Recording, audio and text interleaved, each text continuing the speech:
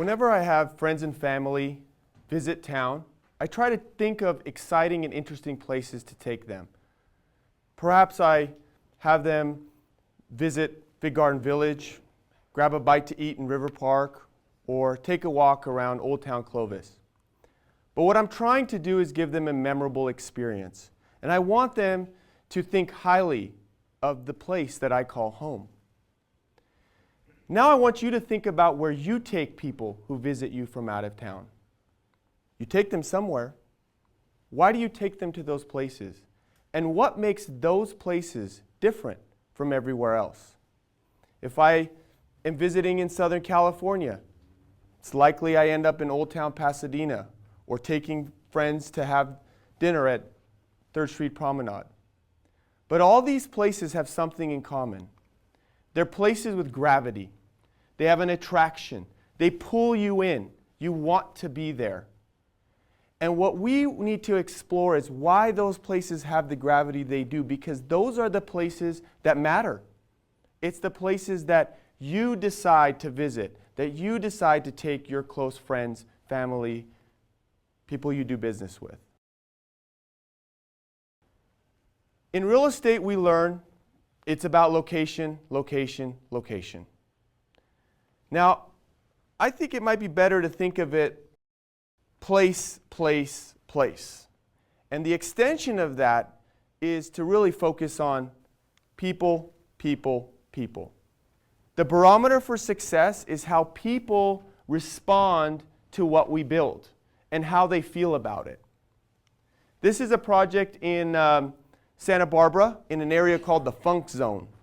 And you have a bunch of old warehouse-type buildings that have been converted into restaurants, breweries, shops, and other office buildings, all types of uses. But what it's really done is drawn in people. And that's what you see here. You see people having a good time. And that's, you're trying to create an experience for them. And it's a challenge, but it's one worth taking on. But what's your role? You're the audience. You are what matters.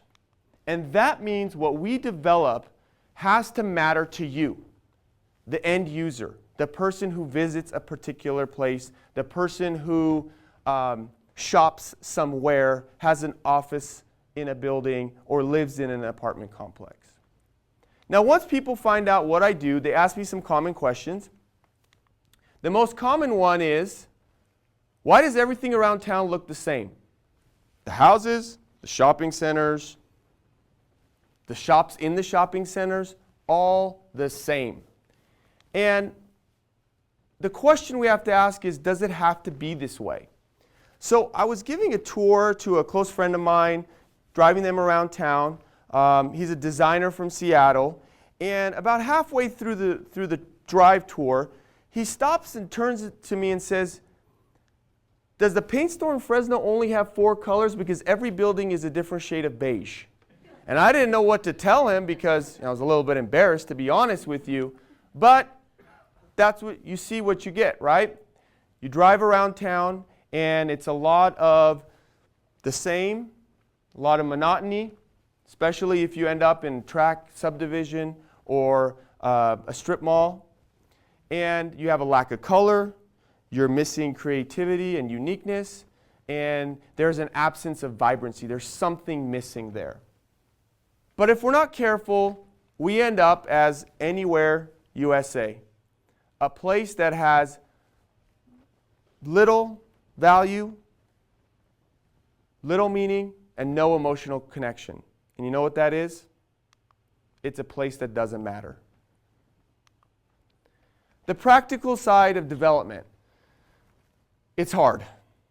It's time consuming, there's a lot of risk involved, and there are problems every day. And you have to keep that in mind. Then the reason is, because of those reasons, the path of least resistance is very, very inviting. Doing it the way you've always done it, there's safety and comfort in that. It's like coloring between the lines, or in our case, coloring in beige. But that's what people are up against. And so doing something different requires people to step out of the box and to consider some different ideas about how to look at the built environment that's around us. So I'm going to share a few with you. One is how we look at money, all right? People ask, why are all the building plans the same? It's the same building over and over and over. Well, it's a pretty easy reason. Building plans are expensive to create and they're hard to get approved. So once you've got a set of building plans, it's very easy to use those over and over again. It's understandable. Why do you see the same chain tenants in different shopping centers? It's simple. Chain tenants are usually credit tenants, which means less risk and more rent. So it's easy to see why developers have to take that into consideration. So a client of mine and I, we were able to get a call with a very successful developer who had developed one of the most well-known projects in the Bay Area, up in the city, San Francisco. And we were so excited to talk to him. We wanted to know the secret. We were like, tell us how we could get this project, something like this in Fresno. What's it going to take? And before he even started sharing anything with us, right off the bat, he says, we're in the business of making money, right? If not, what are we doing here? And to be honest, he's right. And then he proceeded to tell us about how we have to focus on the businesses that we think are going to go into this space and the clients that those businesses serve. So it's about us focusing on the tenants and the people in order to be able to make money. Now, I argue that going after financial gain alone, that's a recipe for financial ruin. Because the reality is, people are the way to profit. That is what makes projects successful. Getting people to like being there, spending time there, spending money, supporting these projects. And so you have to focus on the people. And there's a misconception that you have to spend a lot of money for a project to be good, for it to matter. And it doesn't. This is a picture of the Laguna Arts Festival. It's a summer festival. And if you go to the location, it's just a bunch of kiosks and some tables and a few buildings here and there. It's not a big money proposition. But what they've done is they've assembled talented artists, people who believe in art, brought them together with food and music and activity, and it's a success. And so it's not about necessarily spending more money, it's just about spending it in the right place. And is a big budget helpful? Absolutely. But a small budget is not an excuse for selling a project short. You can still do better. The second idea is to give people an experience.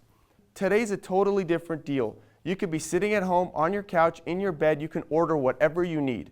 Shoes, watches, toilet paper, Windex, whatever it is, it'll show up at your door in a short matter of time, maybe even the same day, which is kind of creepy, but somehow, some way, the shopping experience has changed.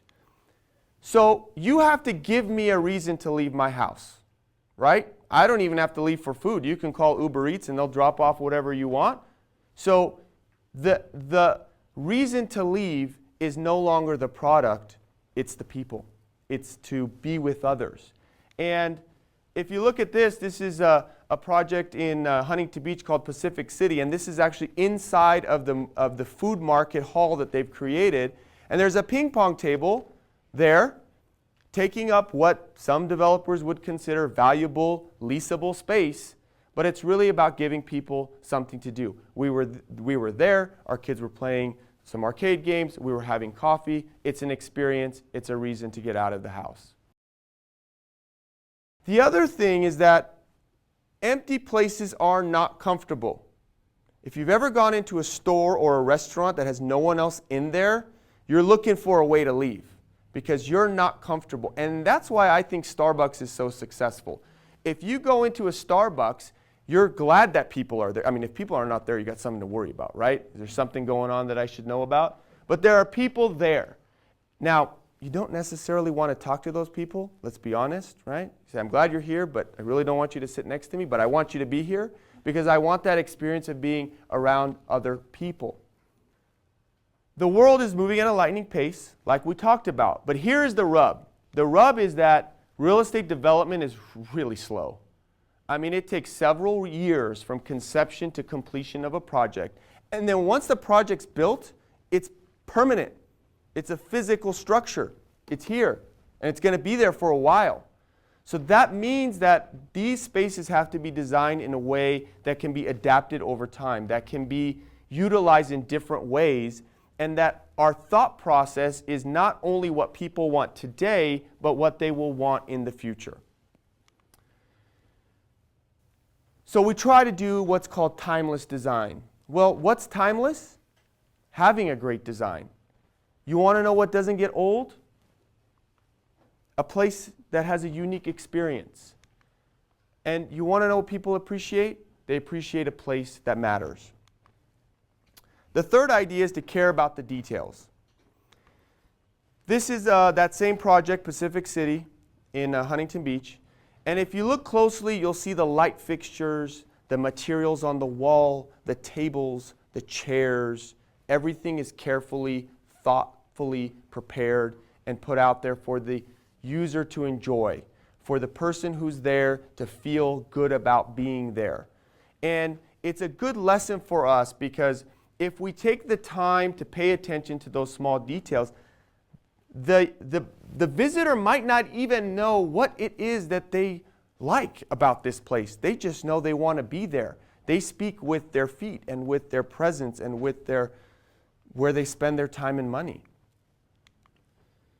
So real estate projects are put together piece by piece, decision by decision, and it's really like the land of 1,000 decisions. You're constantly making decisions, big ones, small ones, important, not so important, color, parking, square footage, windows. I mean, the list goes on and on.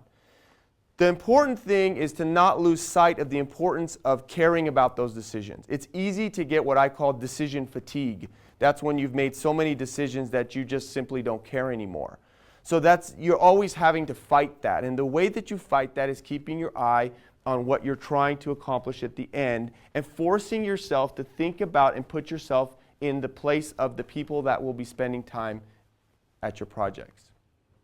So it's really about decisions, decisions, decisions, because those individual decisions are going to either create a place like the ones that I've shown you, or create a place like the ones we drive by every day and don't care to stop or look at more than once. So we have to stay focused on the details. One of the most well-known developers, one of the most successful developers is Rick Caruso. And he's got a lot of fun and exciting projects like the Grove in LA, Americana at Brand in Glendale, and a number of other ones.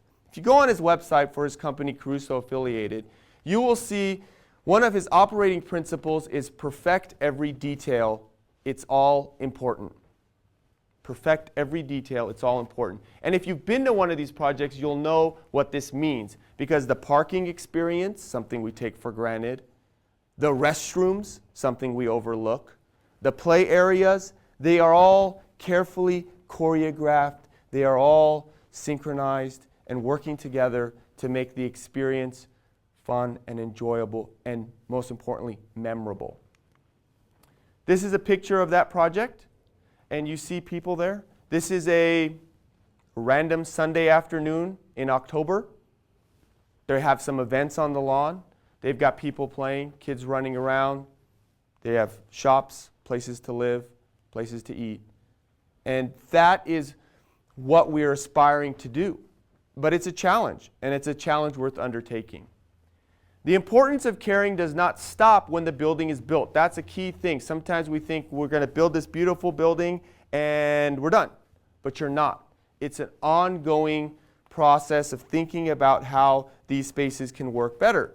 I was taking a tour in Southern California with some friends, and we were walking around this project with one of the owners, and abruptly he stopped at some nondescript location and says, "That area is not working hard enough. We need to do something about that." It caught his attention. It was nothing. It was a walkway by the clubhouse next to a bike rack. But it made an impression on us because we realized that he's looking at every single detail and thinking about what that space means for the person, in this case, the resident of that apartment complex. And so I think that's what separates good from great developers. It's not only doing it on the outset, but it's doing it moving forward. So what does this all mean? It means to think about money in the right context, to create experiences for people, and to focus on the details. Those are things that, regardless of the project, big or small, where it's located, it's things that we can do to improve the environment that's created for others. So entertaining people is key. We need to put on a good show. How about the rest of you? The audience. Well, I think you can, and I think you should, not only can, but you should demand places that matter. And you do this with your choices and with your voices. So you decide where to live, work, shop. You're telling us what's important with how you spend your money. And so if you frequent those places that you feel are special, if you tell other people about them, if you hold yourself and everyone else to a higher standard, then the market will follow. The other thing is, with social media, you all have an incredible tool to let people know about the special places in your community, to create civic pride, to get people excited about events and projects. And you should use those tools because they're much more powerful than conventional marketing techniques. So with your choices and your voices, you can make a difference. And in the end, together, we can develop places that matter. Thank you.